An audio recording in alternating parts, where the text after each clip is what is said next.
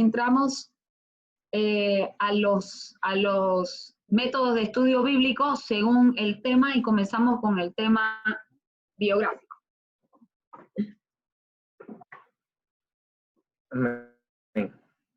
Este tema es uno de los temas más divertidos porque fíjese que generalmente el estudiante se identifica muchas veces con algunos de los personajes, ¿no? A mí me gustaría ser como David, a mí me gustaría ser como Débora, a mí me gustaría ser como Sansón. Este tema biográfico es muy utilizado para lo que es el tema de la enseñanza para niños, ¿no? Para poder enseñarle bien a los niños algún mensaje que la Biblia tiene y contiene a través de la identificación y el estudio biográfico de cada uno de los personajes. Aquí se selecciona un personaje, se investiga todos los versículos que están relacionados con el fin de estudiar su vida, sus virtudes, sus errores, las decisiones que tomó y en general todos los aspectos concernientes a él. Por ejemplo, se podría iniciar un estudio bíblico basado en la vida de personajes como están mencionados ahí en la última parte: Elías, David, Abraham, Moisés, Pablo, etcétera, etcétera. Inspira mucho, ¿no? Generalmente la mujer estudia a la mujer y el hombre estudia al hombre. Entonces, ¿qué personaje bíblico, mujeres? Bueno, mi esposa estudia a todos, ¿no? Pero, por ejemplo, hay alguien que se identifique con Esther, hay alguien que se identifique con Ruth, con Débora, con María. Entonces, este tema es bien sencillo, bien práctico, no hay dónde perderse, ¿no? Y inclusive a través del ejemplo, ¿no? A través del estudio de la vida de estos personajes, puedo aplicar una conclusión personal según el trasfondo que nos muestra la vida que llevó el personaje. Por ejemplo, Jesús es un buen ejemplo para yo entender y dar a conocer salvación. David, bueno, puede aplicarse de muchas maneras, pero lo que más representa a David es la historia de David y Goliat, ¿no? Si yo estudio al personaje de David en este párrafo, puedo resaltar o rescatar valentía, ¿no? O fe, ¿no? Giesi, ¿quién sabe quién era Giesi? Amén, amén. ¿Quién era Giesi? El siervo de Eliseo, del profeta. Amén. Eliseo era el profeta. Para los que no saben la historia o no la recuerdan, fue el que mandó al general Naamán a bañarse 7 veces a un río, al río Jordán. Y este general, como tenía mucho poder económico, le manda regalos a Eliseo, pero Giesi, ¿no? que en primera instancia la orden que recibe de su amo es rechazar los deseos, ¿no? Los regalos, perdón. En algún momento su deseo lo gana, y cuando se estaba yendo, según la historia bíblica, cuando se estaba yendo Naamán con todos sus siervos y los regalos, va y lo alcanza allá en medio camino y dice: ¿sabe qué? Y jefito se arrepintió, nos hace falta pagar alquiler, el internet, cuota cable, va a empezar mundial, qué sé yo, déjemelo los regalitos nomás, y Naamán se los da. Y le viene la enfermedad que tenía Naamán a él. Entonces, analizando el estudio de este personaje, yo puedo resaltar de ahí una enseñanza de codicia, por ejemplo. ¿Amén? Aquí es muy importante, ya que la Biblia habla acerca de 3.000 personajes diferentes, ¿no? Cada uno de ellos con sus características específicas, pero de lo que ellos se narra, constituye una rica fuente de conocimiento en relación con el plan de Dios para la humanidad. Número 1, el nombre. Lo primero que nos interesa es el nombre. Esto debemos de considerar cuando nosotros estudiemos lo que es por biografía, ¿no? Fíjense que todos los nombres tienen significado. Todos los nombres tienen un significado genérico o que tal vez es una conjugación de 2 nombres, pero lo que yo tengo que tomar en cuenta es el nombre del personaje que voy a estudiar. Número 2, los rasgos físicos. No hay que abrigar esperanzas de encontrar mucha información a este aspecto porque literalmente es la imaginación, ¿no?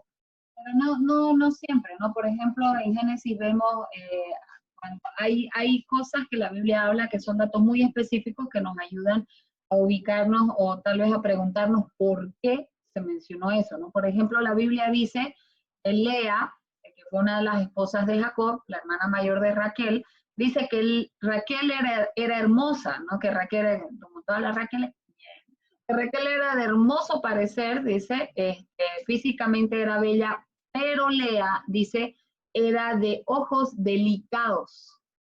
Entonces, son cosas que, por ejemplo, no dice que sean ojos hermosos, no dice que sean ojos, claro, no, sino dice delicados. Entonces, son cosas a las que debemos prestar atención porque la Biblia da, por ejemplo, esas cositas. Tal vez no me lo describe, no me dice, tenía el pelo castaño, era gordita, era flaca, pesaba tanto, medía tanto. No, pero sí me da pauta. En la Biblia también vemos que dice de David que David era de hermoso parecer, ¿no? Que él era rubio y que era de hermoso parecer. Y así hay personajes de la Biblia que sí se encuentra su descripción física, no, tal vez no en detalle, pero cosas que son muy específicas. Por ejemplo, de Saúl, no lo describe exactamente físicamente, pero dice que él era el más grande de todos los israelitas, de todos los hombres israelitas. Él era el más grande físicamente, el más alto, porque los pasaba a todos por una cabeza. Entonces ahí nos damos cuenta más o menos el porte de Saúl, cómo era Saúl, ¿no? Entonces, y así en diferentes casos. Sansón, por ejemplo, era flaco. Mentira, no. No iba a decir yo por qué. Número 3, antepasados y descendientes. En esta sección la búsqueda tiene que ver con las características de los antepasados y los descendientes del personaje. Literalmente la genealogía, ¿no? La familia de donde él venía, el apellido, si ustedes quieren llevarlo más a la práctica, ¿no? Número 4, su niñez y su juventud.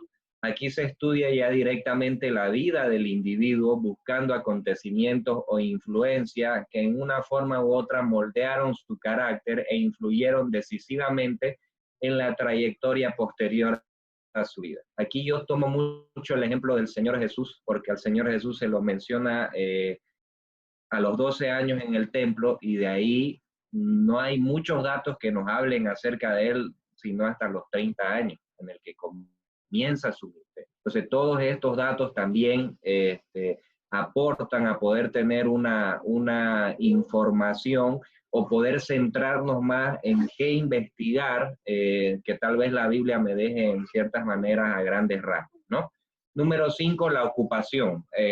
¿A qué se dedicaba, no? En esto vemos un número de diferentes facetas que tal vez un mismo personaje puede llegar a tener, ¿no?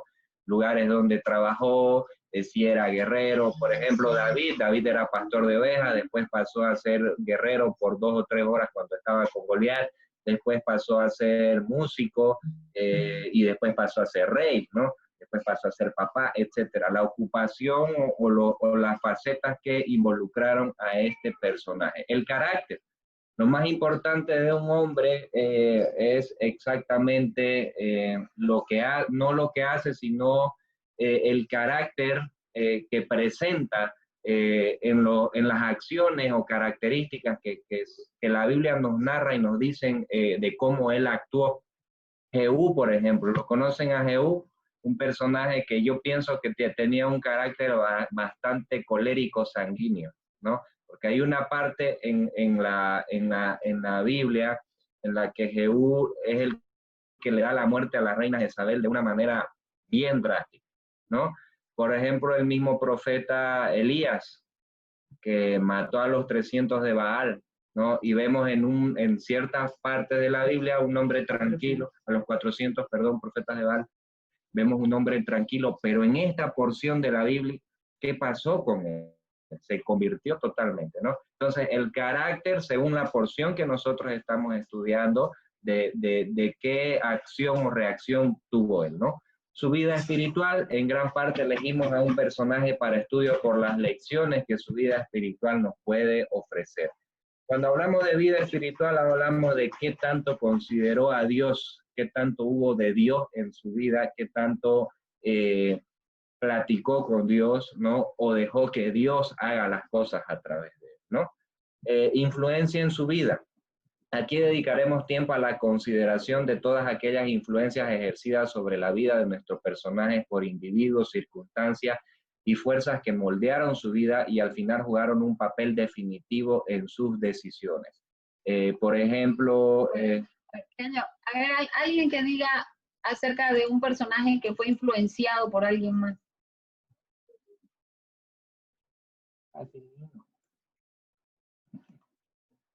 ¿Nadie? Por ejemplo, la reina Esther, Mardoqueo. Bien. ¿Quién más? A ver, Saidita. Un personaje que haya sido influenciado por alguien más. Ruth por su suegra. Ruth por su suegra, ya, ok.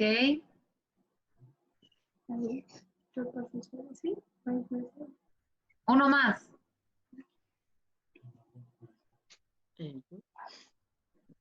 Pastora, ¿podría ser Eliseo y Elías? Podría ser, claro que sí, porque Elías fue su mentor de Eliseo, ¿no? Entonces, todo lo que Eliseo vio en Elías hizo despertar en él ese deseo de una doble unción cuando le dice, ¿quieres que te dé, no? Y él le dice, quiero tu manto, quiero esa doble porción de lo que tú tienes. El que robó su primogenitura, ¿por quién fue influenciado? ¿Qué se llama? ¿Qué dice? El que le robó la primogenitura al hermano. Ah, Esaú, Jacob. Esaú. ¿Quién lo influenció? Es Jacob. Jacob. Ahí ¿quién lo influenció? La madre. Sí. Bien. Entonces, eso, el número 9 es muy importante que lo tomen en cuenta. 10, el pecado en su vida. La influencia sobre los demás, perdón. Los hombres no solo... esperen un ratito que no sé qué. Aquí anda. Ya. Los hombres no solo son receptores pasivos de los efectos de circunstancias, fuerzas o personas, sino que voluntaria o involuntariamente también ejercen una influencia sobre los que los rodean. El Señor Jesús y los discípulos es un claro ejemplo. Elías y Eliseo, ¿no? Una influencia que hubo en David en la cueva. David en la cueva con los 300 hombres, ¿no? Otro ejemplo, el diablo con Judas, aunque creo que más espiritualmente, que no era que el diablo estaba ahí con ellos, ¿no? Número 10, el pecado en su vida. Parte de la experiencia espiritual del individuo está claro, sus luchas con el pecado, ¿no? Un ejemplo, el mismo Judas que acabamos de mencionar. El adulterio de David. Jonás que no hizo caso. Las mentiras de Jacob. ¿No? Cosas que tuvieron durante su registro bíblico, ¿no? Número 11, conclusiones. Al estudiar los puntos anteriores, habremos acumulado considerablemente información sobre el personaje que estamos estudiando y podemos ir llevando lo que es un desarrollo, una aplicación de a qué orientarlo, de cómo entenderlo y de qué enseñar. Número 11, pastor. Bien, el estudio de la Biblia por tema histórico. Recuerden que estamos viendo por temas, ¿no? Entonces, por tema histórico, lógicamente tiene que ver con la historia, ya sea del libro o del pasaje que estamos estudiando. Pero por progreso en la aplicación de este método se recomienda un procedimiento similar al sugerido al sintético, que ya lo vieron con el pastor Diego. Esto es principiar con lo general y avanzar paulatinamente hacia lo detallado y lo minucioso.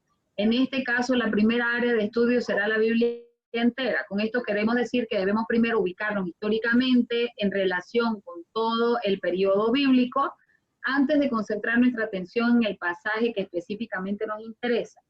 Una vez que contemos con el cuadro histórico general, podremos realizar un estudio más detallado y este se puede efectuar de 3 maneras. La primera, dedicándonos al estudio de un periodo específico de la historia bíblica, por ejemplo, el tiempo de los jueces. Aquí es posible, dice, adentrarse en los detalles y circunstancias de este lapso de la historia del pueblo de Israel. Recordemos que el tiempo de los jueces, que es un libro que se llama el libro de los jueces, es un tiempo en el que el pueblo no tiene rey, es un tiempo en el que el pueblo era gobernado por Dios directamente. Entonces vemos que ya Samuel, que era el profeta, ya no estaba, ¿no? Entonces, comienzan, perdón, estoy mal, Samuel viene después, ¿no? En el tiempo de los jueces, es quitado Josué. Ahora sí, ya me acordé. Para que vea que es necesario el tema histórico para poder ubicarnos.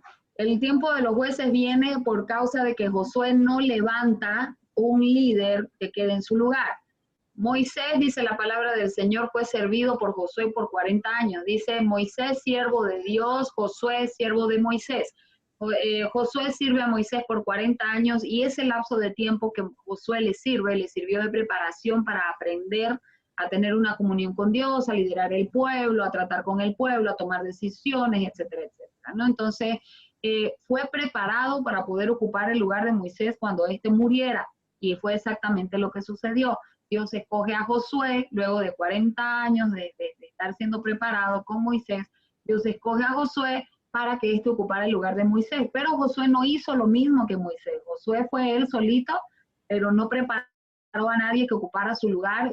Un error terrible para un líder en liderazgo, es un terrible, craso error. No preparar a alguien que ocupe tu lugar por si cualquier cosa, ¿no? Por si no puedes ir, por si no puedes estar, por si no puedes predicar, por si un accidente, por si una ocasión especial, por si lo que sea. No preparar a alguien que ocupe tu lugar es un error. Y fue lo que hizo Josué, y esto ocasionó que se desatara el tiempo de los jueces. Entonces, Dios levanta gente que juzgue al pueblo y que les ayude a tomar decisiones. Entonces, no eran reyes, tampoco eran sacerdotes, pero eran gente con mucho criterio y mucha relación con Dios. Entonces, ahí vemos que, por ejemplo, aparece en este tiempo una de las jueces mujeres más conocidas, que fue Débora, ¿no? Que fue parte de los jueces que estuvo dirigiendo la nación. Entonces, ahí nos podemos dar cuenta más o menos en un estudio histórico qué fue lo que pasó. Así a grandes rasgos yo se lo he dado, para que ustedes vean por qué existió el tiempo de los jueces, qué fue lo que sucedió. Eso es lo que la Biblia la historia nos habla que pasó en ese tiempo, y nos ayuda a ubicarnos mejor en el libro y la situación. La segunda forma es estudiar la perspectiva histórica de un solo libro. Ahorita estamos hablando de un periodo, ¿no? Ahora, la segunda forma de poder aplicar este método es a un libro en específico, ¿no? La comprensión exacta de algunos de ellos en gran parte depende de los antecedentes que poseamos sobre los eventos que allí se narran. Y la tercera es someter el estudio al estudio a un solo capítulo, al análisis histórico. Dice, ¿cuántos emocionantes descubrimientos nos esperan al estudiar de esta forma? Por ejemplo, el capítulo 6, lo que estábamos hablando hace un momento, la profecía de Isaías, es justamente el llamamiento de Isaías para servir al Señor. Dice, llegaremos a comprender por qué el profeta principia el capítulo aclarando en el año que murió el rey Uzías.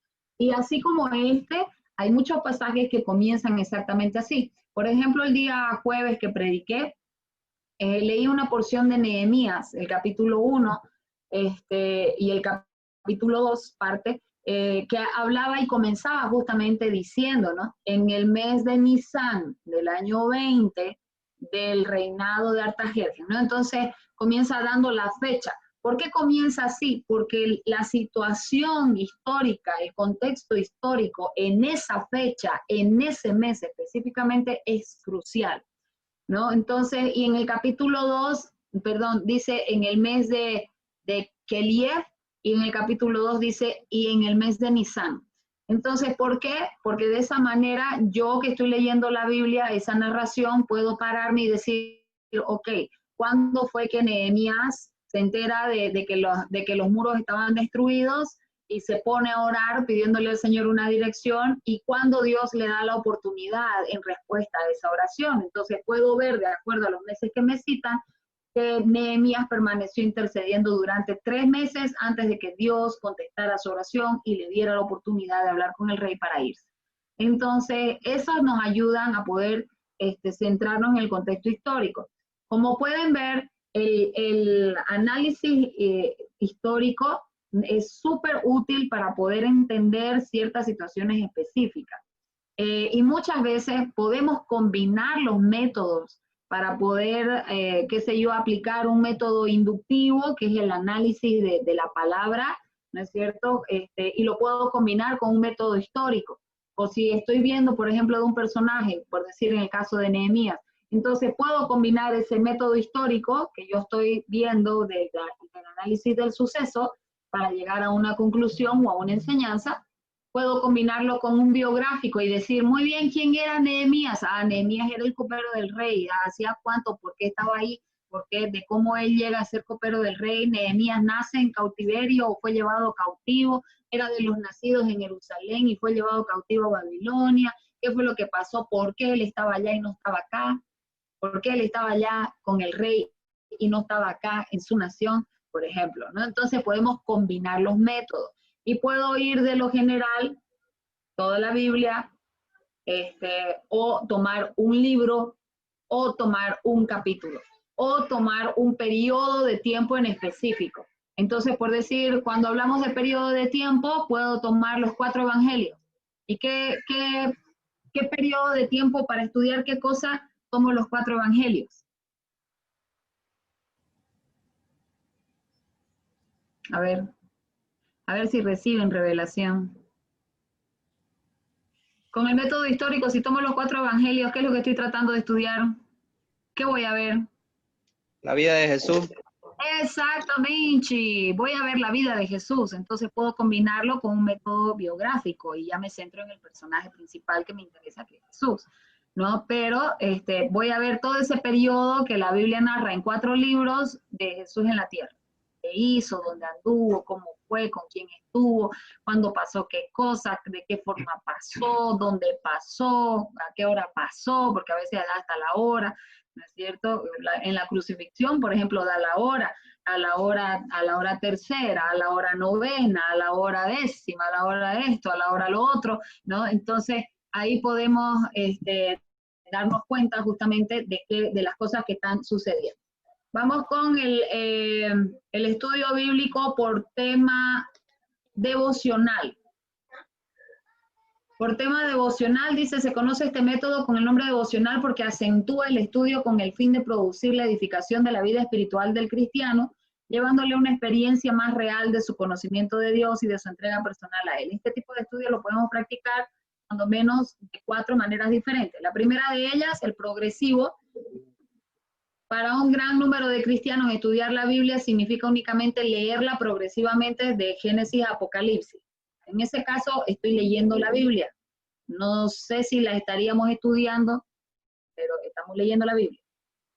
El segundo es el práctico. Una segunda forma, el estudio devocional, consiste en analizar pasajes que sean adecuados a nuestro interés o a nuestra necesidad espiritual. El tercero es el pastoral.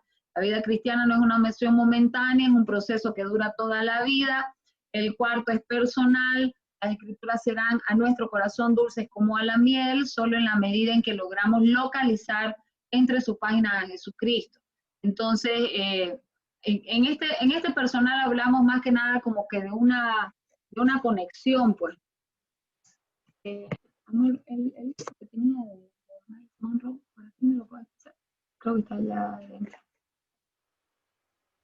En el tema devocional ahorita tenemos grandísimas ayudas para no hacerlo por nuestra propia cuenta. El tema devocional, por ejemplo, vemos que diferentes editoriales sacan anualmente libros de devocional con 365 meditaciones para el año, y a veces son devocionales temáticos, a veces son directamente devocionales al azar, ¿no? Entonces tenemos, por ejemplo, Mi Pan Diario, hay uno que se llama Mi Pan Diario, que es muy bueno, que son devocionales para todos los días, una pequeña meditación, y viene, ese es el pastoral, porque viene con una explicación, no es solamente una porción de la palabra, sino que es una porción con una enseñanza, con una aplicación, y me lo lleva de ministra, por eso es pastoral, de ministra, ¿no? Entonces, no solamente estoy leyendo la Biblia, sino que me está enseñando, y algunos vienen hasta con oración.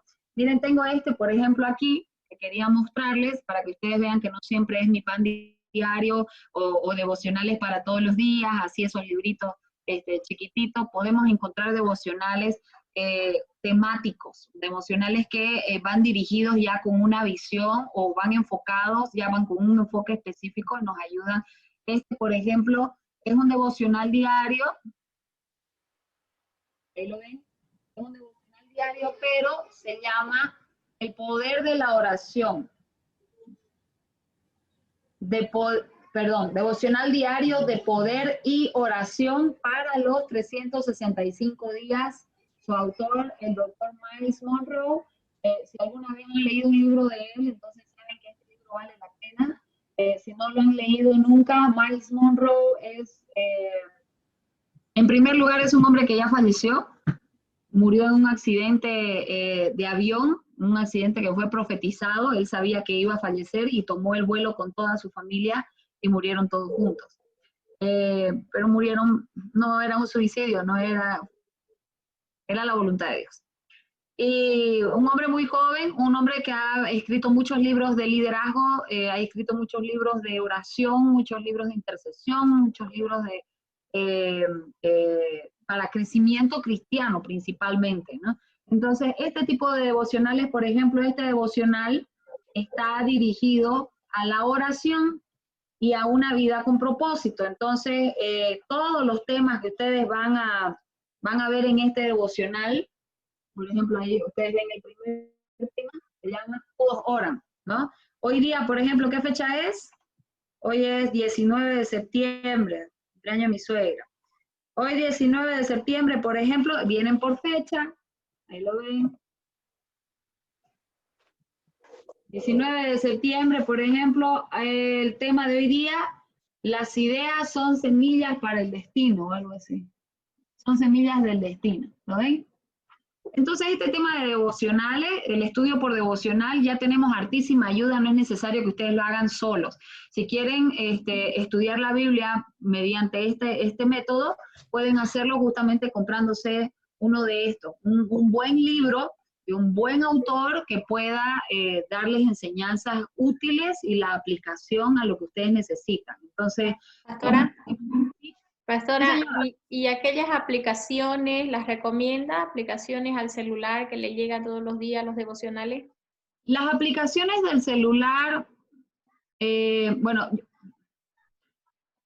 no es que no sea tecnológica, me gusta la tecnología en el sentido de que te facilita mucho las cosas, pero particularmente yo no las recomiendo. ¿Por qué? Porque es como que para el momento, lo leo ese rato, yo les aseguro que llegan al final del día y no se acuerdan de lo que leyeron en el devocional, ¿no? Entonces, yo preferiría y les recomendaría para iniciar los devocionales en físico. En primer lugar, el libro, ¿no? Y capaz que me digan, pero que no, que yo leo mi devocional tras que tengo un tiempito en mi trabajo, pero es que eso no es estudiar la Biblia, señor. Entonces, si vamos a hablar de estudiar la Biblia, yo necesito sentarme con mi libro de devocional y mi Biblia a estudiar la Biblia, a estudiar ese pasaje, a leerlo 20 veces. ¿Y porque qué es lo que sucede? El devocional me da, ustedes ven aquí, por ejemplo, ¿qué me da? Me da versículos bíblicos, ¿cierto? Me da citas, 2, 3, 4 citas diferentes que hablan de lo mismo, propósito, una oración. Aquí tengo la meditación, ¿es verdad? Pero muchas veces agarramos y leemos la meditación, no leemos la Biblia. Esto es un método de estudio de la Biblia, no para estudiar libros de devocional. Entonces, cuando lo hacemos con el celular, es como que yo leo el devocional y me conformé y no agarro mi Biblia, ¿me entienden? Entonces, ¿qué sucede cuando yo agarro la Biblia con el devocional como método de estudio? Porque de eso estamos hablando. Para estudiar mi Biblia con el devocional como método de estudio, ¿qué es lo que pasa? Que el devocional me marca, por decir, un versículo. Me dice, todo lo puedo en Cristo que me fortalece. Ok, pero antes de ese pasaje hay otros versículos que puede ser que mi alma esté necesitando. Hay otras cosas que se están mencionando que el devocional no lo está tomando porque solamente está basando su enseñanza en un versículo. Mientras que cuando yo estudio la Biblia con mi devocional y yo me siento a leer mi devocional, Entonces tengo la oportunidad de verificar los versículos anteriores, de verificar los versículos posteriores y poder tener una mejor idea de todo lo que contiene ese capítulo y lo que el autor del libro está diciendo, de la Biblia, no Miles Monroe, porque al final de cuentas, ¿quién es el que yo quiero que me hable cuando leo la Biblia? Dios, ¿no es verdad? El Espíritu Santo. Entonces, Dios. exactamente. Entonces, el devocional es una herramienta de apoyo. Por eso les digo que lo van a usar, o sea, buenísimo. A mí me encanta porque, como ustedes ven, yo también tengo, no es el único que tengo varios de diferentes autores que me gustan y que tienen enfoques específicos. Por ejemplo, habla del poder y la oración, ¿no? Tengo otros que hablan de liderazgo, tengo otros autores que hablan de la mujer. Entonces, todos los devocionales son de temas que le interesan a la mujer, de la familia, de los hijos, de la salud, de esto, de lo otro, y de cultivar ese carácter femenino en la mujer, su llamado, su ministerio y todo lo demás, ¿no? Pero a veces de vez en cuando también tomo devocionales de hombres. ¿Por qué? Porque yo estoy casada con un hombre, ¿no? Entonces necesito cultivarme para saber qué es lo que mi esposo necesita, qué es lo que mi esposo necesita escuchar, cuáles son las áreas que él necesita cultivarse, ¿no? O por último, a veces él no tiene ni tiempo para leerlo, entonces lo leo yo y se lo comparto. Te cuento que leí ahora esto, te cuento que leí esto otro. Ahora, los devocionales en las aplicaciones pueden ser útiles para ese momento, pero particularmente el celular siempre lo utilizamos o lo vemos cuando estamos apurados.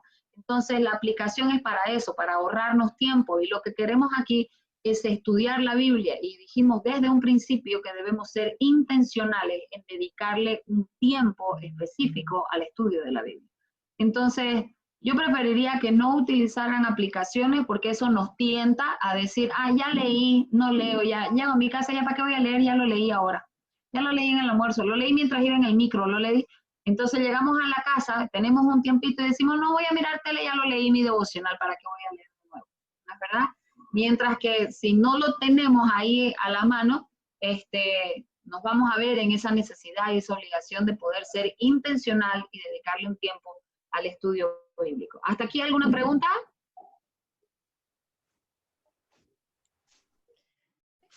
Me parece, pastora, que este método es el más usado, ¿no?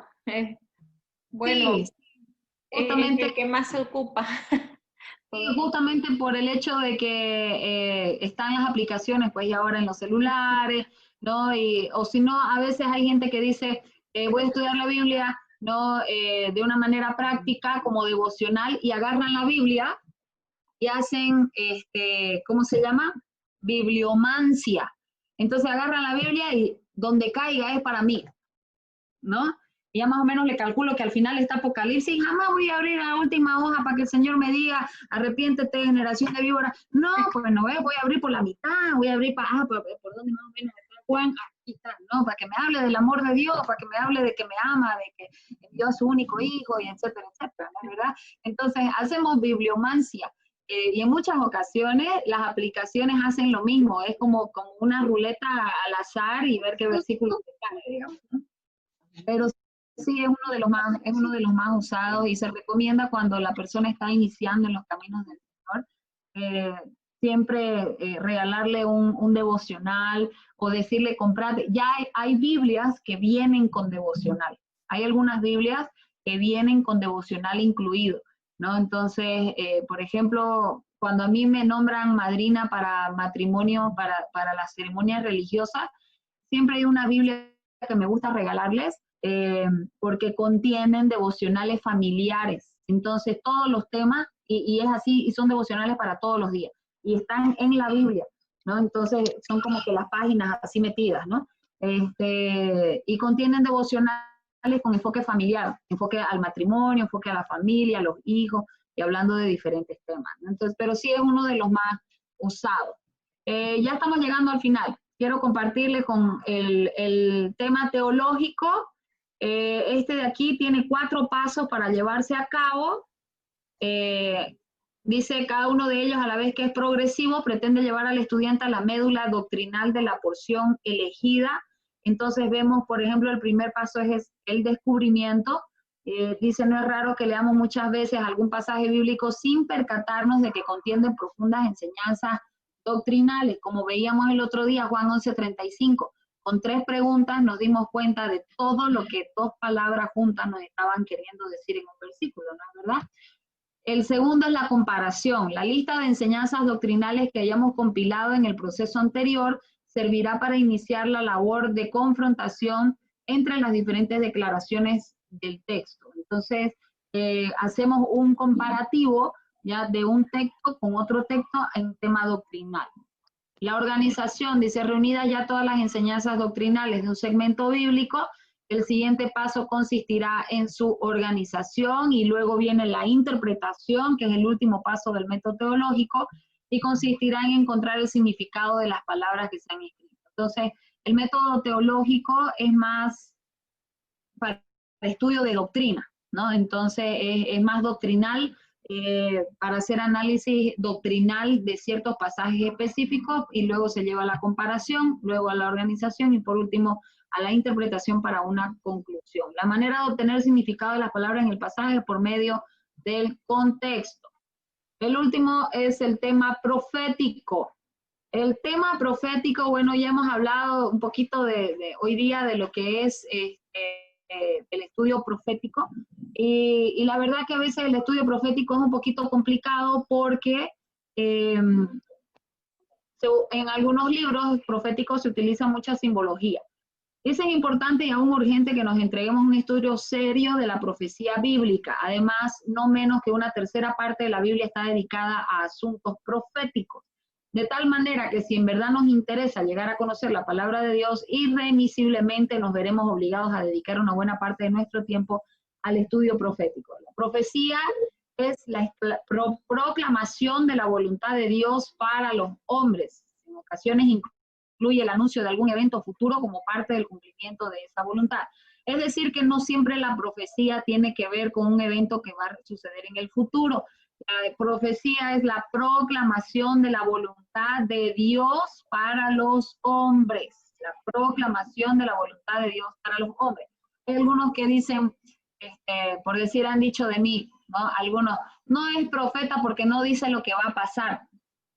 Pero aquí estamos leyendo el concepto que la profecía no es la lectura del futuro. Puede ser que contenga, ¿no?, alguna referencia del futuro, ¿ya? Pero no siempre habla del futuro. No es que estamos leyendo el futuro, ¿no es verdad?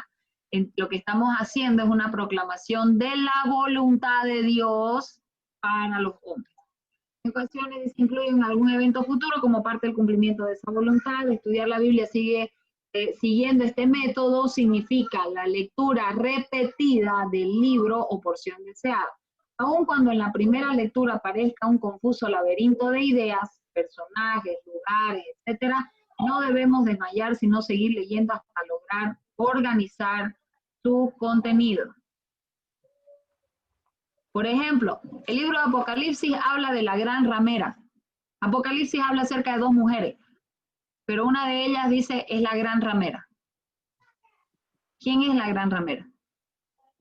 Y hay algunos que dicen que la gran ramera es Estados Unidos. Hay otros que dicen que la gran ramera es una iglesia. Hay otros que dicen que la gran ramera es el Papa. Así, hay diferentes interpretaciones de acuerdo a lo que cada uno pues entiende de lo que ha leído, pero por eso es necesario leerlo muchas veces.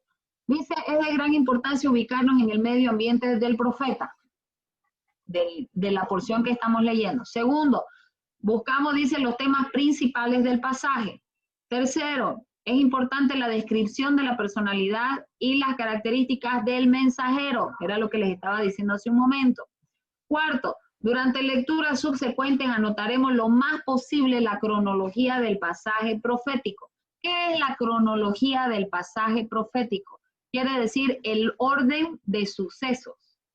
Es decir, en qué orden sucede qué cosa, o en qué orden va a suceder qué cosa, o en qué orden está sucediendo, o sucedió el acontecimiento. ¿Qué pasó primero, qué pasó después? ¿Sí?